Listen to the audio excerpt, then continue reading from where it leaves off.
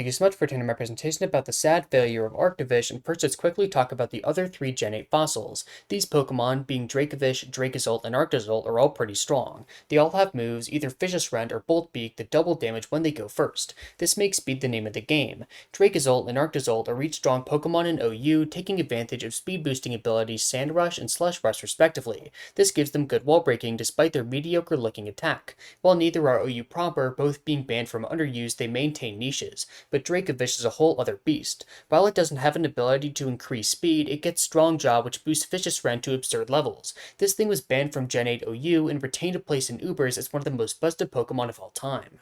So now we look at Arctovish, and at least stat-wise, it's pretty in line with its contemporaries. However, there are some changes. Notably, it takes a large hit to speed, being at 55, in exchange for some bulk and special attack. While not immediately awful, this does kinda go against what the Gen 8 fossils were meant to do. However, it still possesses the same attacking stat as Dracovish, plus it has Slush Rush, doubling speed when in the hail. Even though that base stat isn't amazing, getting it doubled lets it pretty consistently outspeed most other Pokemon barring a Choice Scarf. The Ice-Water typing is fine, providing decent coverage all around except for against water types, which it doesn't really hit too hard. Not great, but once again, it's not the end of the world. In terms of stab, it is Vicious Rend, which is amazing, plus moves like Icicle Crash, which deal a ton of damage. So far, it looks pretty good.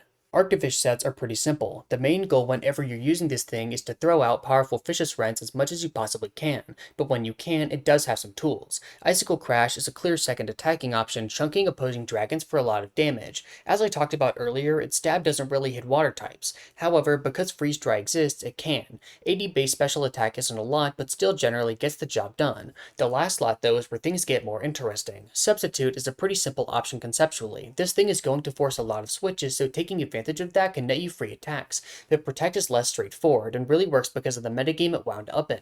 Golisopod is actually a pretty decent threat there where it loves throwing out powerful first impressions. Protect lets it dodge that completely while also having the added benefit of scouting. Nothing crazy, but pretty cool and helps it get more done.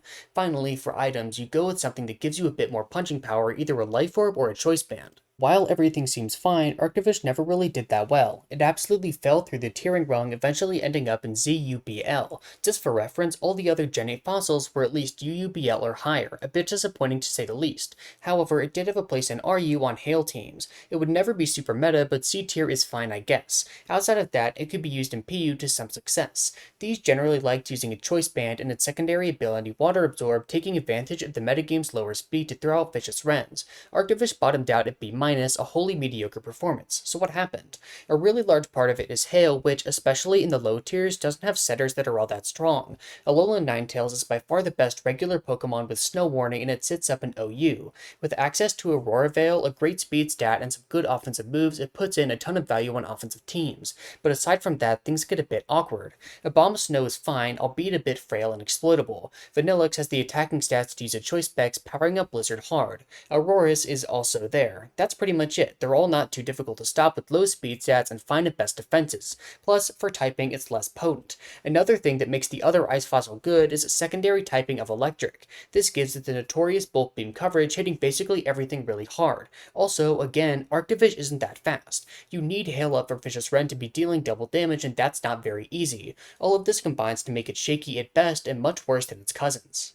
In conclusion, Arctovish is a bit unfortunate. With a weird stat spread, fine but not amazing typing, and over-reliance on Hail, it struggles to make much of an impact. But of course, it's still not terrible, it's just much worse than the other Gen 8 fossils. Thank you so much for watching.